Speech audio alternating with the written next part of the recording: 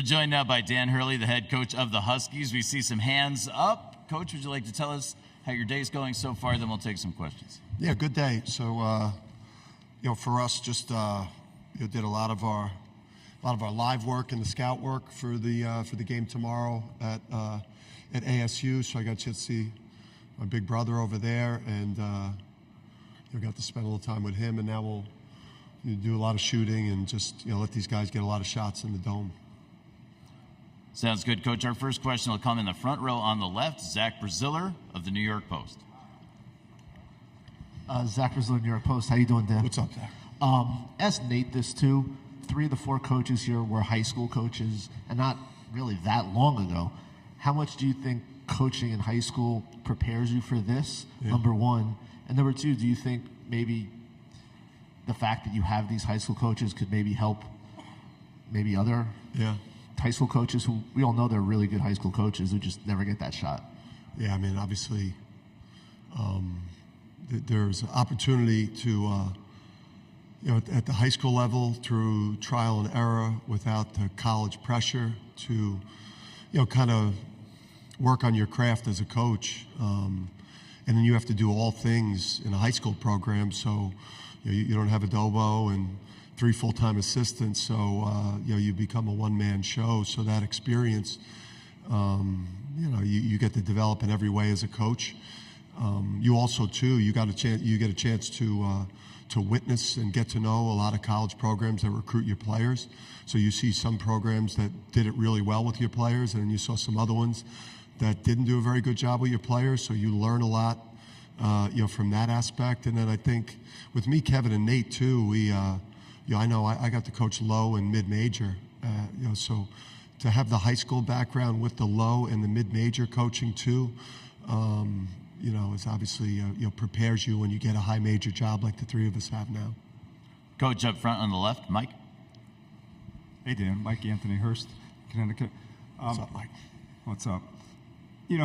Even with the most important work and the biggest goal right ahead of you, Dan, is there any element of just appreciating a final journey with this group, what it's meant to you? And I don't know if you grow so sentimental at all or appreciate just being here. Yeah, no doubt, a lot of emotion, and just thinking about the level of success that that this group of players and has had this year, and really going into the season. Obviously, we talked about Brooklyn to Boston to Phoenix, but we really wanted the Big East regular season and the Big East tournament championship. I mean, those are the ones that we hadn't had. We had the regional championship last year. We won the national championship, and just the run that this group's been on has been historic. Historic within the UConn program, and then the first defending national champ to get back to the Final Four. So since 2007, so it's been a historic run, and you do take little moments to appreciate it, but they don't last long. Coach, second row on the left, Wall Street Journal. Hey, Coach. Robert O'Connell, Wall Street Journal. You and your players have talked about Luke's influence on this program, especially bringing in European basketball concepts. What leagues has he got you watching these days, and what's the strangest league you found yourself watching on Luke's laptop at some point? Well, I mean, he's sending. He sends a lot of clips. Trying to think. I mean, we've watched it all. Turkey, teams in Turkey, teams in the Japanese league. We'll watch. We watch low Division I, Division II. We're obviously watching women's college basketball. We're watching a lot, and Luke and Kamani. I mean, those 2 guys are. I mean, they're head coach quality. They're high major level head coach quality. So they're just those 2 guys and have no holes in their game at all. They're highest level recruiters, great with player development, great with tactics, understand the branding piece, great motivators. Coach on the left side by the column. Hey, Coach. Jason Fitz, Yahoo Sports. Given the fact that you guys are defending national champions and you're winning games in an alarming clip, and the way we usually talk about teams doing that, do you feel like Connecticut's being slept on or disrespected in this process? I don't think so. I think a lot of really smart basketball people that watch us play, have an appreciation for how well we've played. I think coming into the year, I don't think people on the outside expected us to play this well. I don't know if you stuck a lie detector on me if I thought we'd play this well, especially in a tournament that's so hard. It's so hard to advance in this tournament and get to a Final Four. I mean, look at the biggest brands and the best programs historically, have a hard time getting to a Final Four in recent history. So I get it, but we've been brilliant. We've played great. The thing about this tournament, though, is none of that matters on Saturday. It's just we're going to have this 2-hour game versus Alabama, and if we're not on point, we won't play on Monday. Up front and center. Will Dawson with the Christian Broadcasting Network. Last year, after winning the championship, you said something matter of fact, but it was very profound too, in that winning a championship wasn't as fulfilling as you thought it would be. Know that you have a foundation of faith. In light of this weekend, does your faith kind of help keep wins and losses in perspective? Yeah, I think for me, when I get back in the locker room after a great victory, I find just a couple minutes to pray, to pray to God and to be grateful and thankful for giving me and the team the strength. And I think about all the people that you've lost in life that are in heaven that have helped you get here. And then when you're going through the struggles too, it's your faith in God that gets you through the tough times. So whether it's good times or bad times, your faith in Jesus Christ is what's going to be your rock. On the right, toward the back. One row behind. Thank you. Hi, Coach Hurley. Kobe Mosley with student journalist of the USBWA. My question for you is, how do you know when a player of yours is bought into your coaching style, and how do you kind of see that reflective on the court or in off the court? Yeah, I think we could tell in the recruiting process because there's our visits when we talk to them, when we meet them in person, when we have the campus visits. We're not trying to put on a show. It's about substance. For us, we want them to watch us practice and see how hard we go, and we want to talk basketball with them and talk about winning and our old school values in terms of our work ethic and accountability and responsibility with a modern style of play with basketball. So we don't try to fool people on a visit by showing them the arenas and putting together just great branding presentations. We make it about ball and what we're trying to accomplish as individual players, and then obviously as a program. We're just old school with the way we go about things.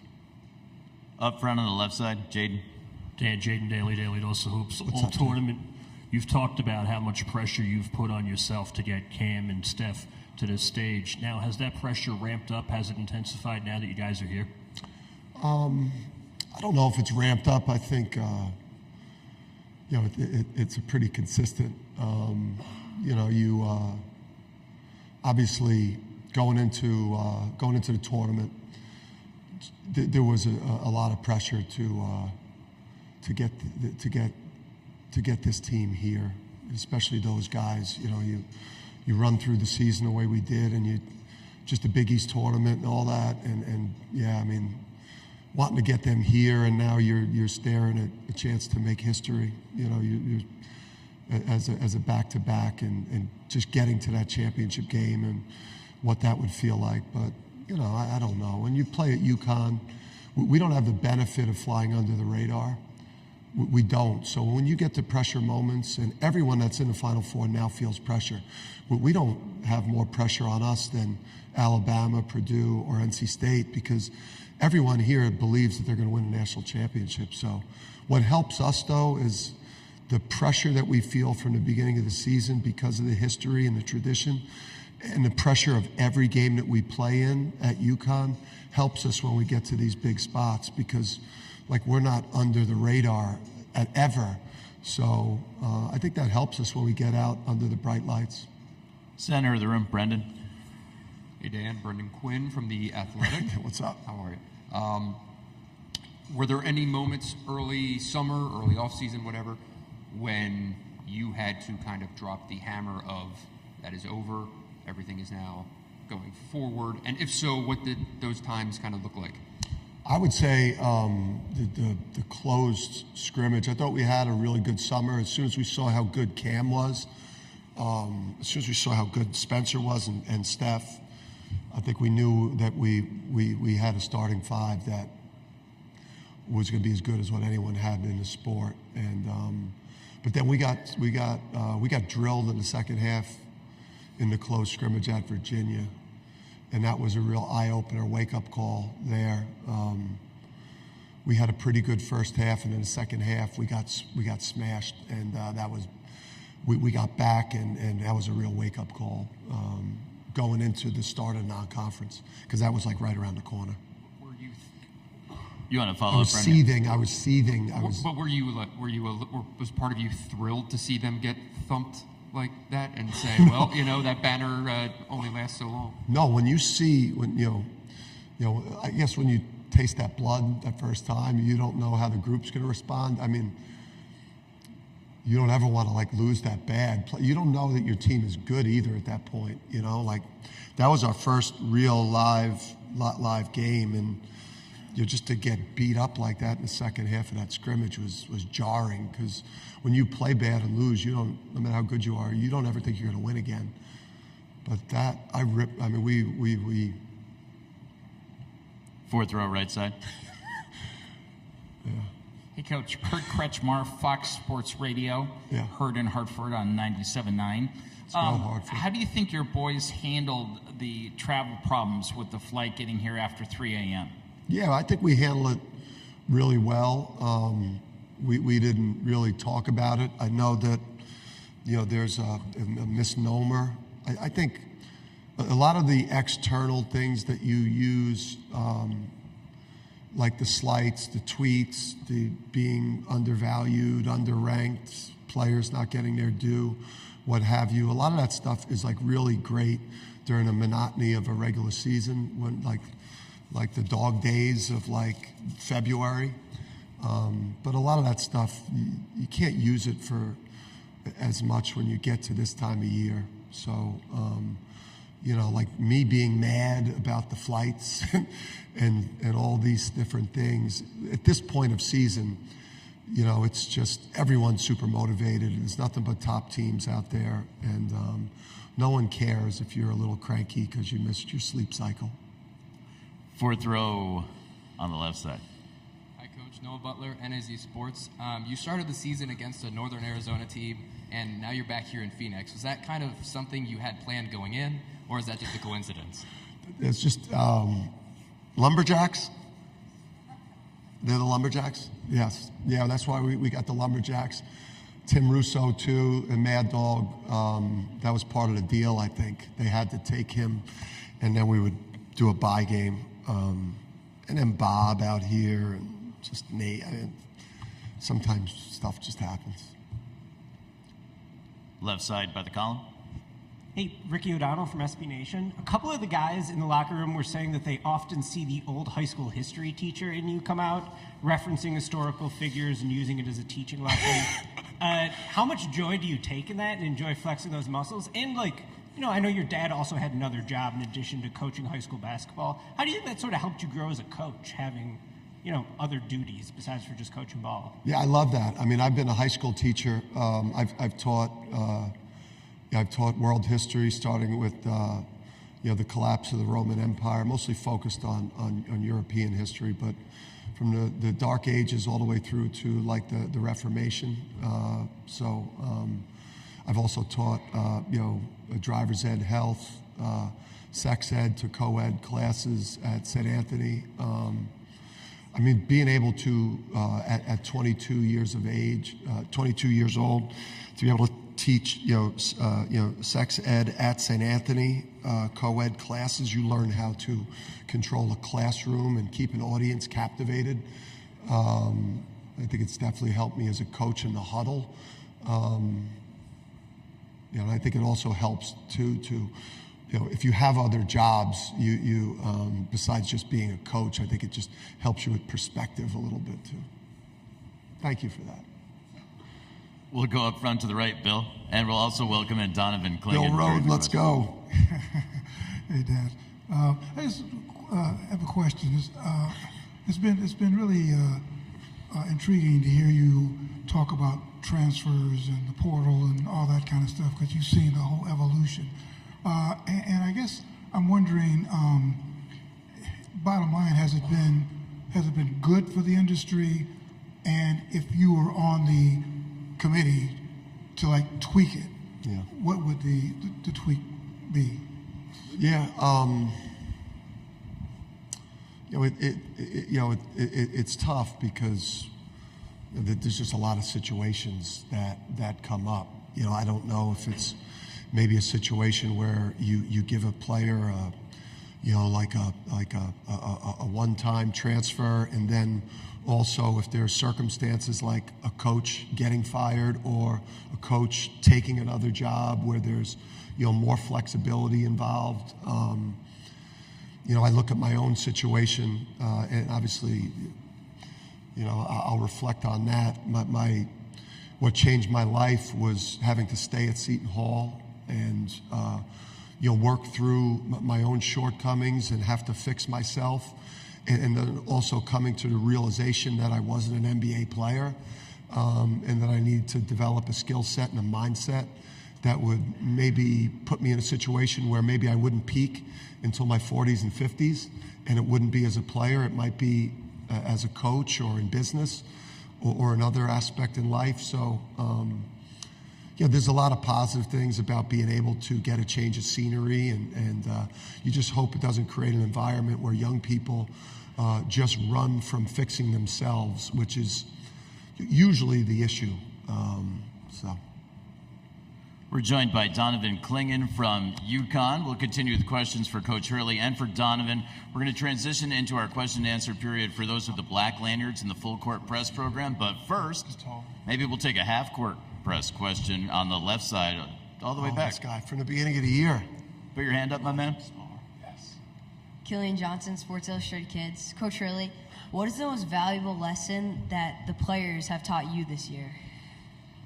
Oof, I've had, I would say with Tristan, for me, has been the biggest thing, just the evolution of our relationship. I think as a coach, sometimes you want your players, personality-wise, to like mirror you and have my same level of intensity, my same level of energy, and, you know, and just having an appreciation for having a locker room with different types of people, you know, some cool customers like Tristan, some fireballs like Cam, some guys that are somewhere in the middle like Clingan over here, that sometimes are fired up but then also have that confidence level. So, you know, not everyone's got to look like me, sound like me, act like me, or sometimes you implode as a team if you have too many fireballs. We'll take questions for those individuals with the black lanyards from Full Court Press on the right side. Hello. Hey, how you doing, Coach? My name is Jalen Brothers, Arizona State. So as far as your coaching style, have you picked up anything from your brother or father's coaching style that you put into your own? Yeah, absolutely. I think, you know, number one, we talk constantly, you know, about the position, right? All the, you know, the tactics, the psychology and leadership, the player development piece, you know, how long you're practicing, you know, maybe some wrinkles and some things that we both like are doing on offense or defense that, you know, that we like. So I sometimes you have common opponents. I think there's constant conversations about things that are working, aren't working, that we're always sharing with each other. Next question is all the way to the right side, all the way up front. Hi, my name's Lainey. I'm with ASU. My question for you is, your men's team right now has a #1 seed and your women's team is sitting at a #3 seed. which means both have earned the opportunity to compete in the Final Four. What does it mean to the universities to have such hugely successful programs? And do you think that UConn could possibly take home 2 titles this year? I mean, yeah, it's great to share a building. Just seeing the work that they put in all year, especially the injuries that they've had, and the struggles they had this season. And it's the basketball capital of the world. To have both schools in the Final Four, it's special. We're both teams are trying to do special things, and we're going to do everything we can to bring back 2 titles. This is like this time of year too, right? To be on the stage for just the university has obviously an opportunity here to capitalize on that. And like Donovan said, I mean, we're so just thrilled for the women's team, and good luck to those guys tonight. We'll be having our own watch party for that, but they deserve it. I mean, all the injuries and to be where they are is just incredible. Speaks to the talent, the character. We're on the right side still, just to the left of the aisle. Hi, my name is Adriana. I'm with Arizona State. So my question is about superstitions. Have you guys had any of those that you've kind of taken throughout? Yeah. Wrong way. This Wrong way. way? This way. There you go. I got you. Forks up. Have you had any superstitions or traditions that you've carried through as a player and a coach, and I mean even now in the locker room, any of those? Donovan first, then Coach. I have a couple. Just the way I put right sock before left sock, right ankle tape before left ankle tape, but nothing too crazy. I keep it simple. I just don't overthink anything. Just go out to the game and attack it the same way. This guy's crazy, huh? I mean, I didn't do any as a player. Maybe that's why I came up short there. Maybe I should have had these superstitions. What's that? A song everyone knows mine. I'm good. Continuing with questions for Donovan or Coach, raise your hand. We have 2 to the left of the aisle. Hi, my name is Melody Morris. I'm also with Arizona State University, so forks up. Donovan, you have a stacked list of your NIL deals, and they're super awesome. Do you find it hard to balance all of those deals with your schoolwork, or even balancing keeping up a certain persona with those deals? No, I mean, that's why I have people around me helping me. My focus is basketball and school, and just making sure all my schoolwork's done, all my basketball stuff's done. And if there's opportunities on off days or free time, I try to, get some stuff done, with the time I have. But it's really rest. It's basketball. It's it's schoolwork, and if you have time and the opportunity to, then I try to do it. Yeah, he loves to fish too, and I'm just surprised he didn't get anything with any of the fish. You've got nothing fishing, right? Nothing. What is it, big bat? Bass Pro Shops. We'll go back to that same area, and Jalen. So yeah, basically on that, right here. Yeah, same place. No, you good. So basically on that subject, or just with that balance and just figuring out, obviously you're in the Final Four, but and you've been away for 2-3 weeks now. So for you personally, Donovan, have you been able to easily do your schoolwork still and still focus on basketball, or is that kind of difficult right now? Yeah, I mean, I feel like, within the past couple of weeks, we've done a lot of traveling. So, it's really on the bus rides, the plane rides, is just, trying to crank out as much work as I can, and, in the mornings before practice. It's, right now it's basketball and school. You're not worried about anything else. So, when you're not on the court, you're able to have some, rest time to, do some schoolwork, do some homework, and, make sure everything's taken care of. We do have a few more minutes for questions, if there are any from Full Court Press. If not, we can get some from someone else. Go to the center. Let's get a microphone, the back right microphone.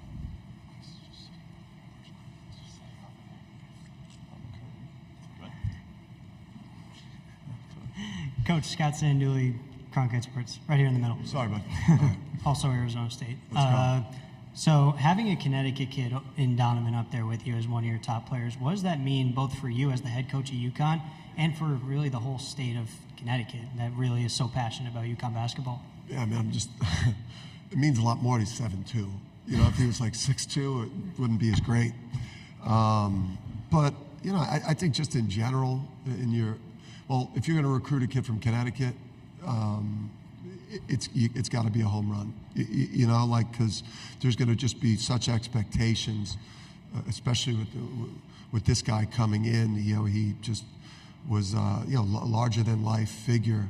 Coming in, he was like, legendary kid coming up. There was such anticipation, and then, to have him absolutely exceed expectations and, just absolutely knock it out of the park, and be on the cusp of being, one of the greatest players to ever put the uniform on as a Bristol kid.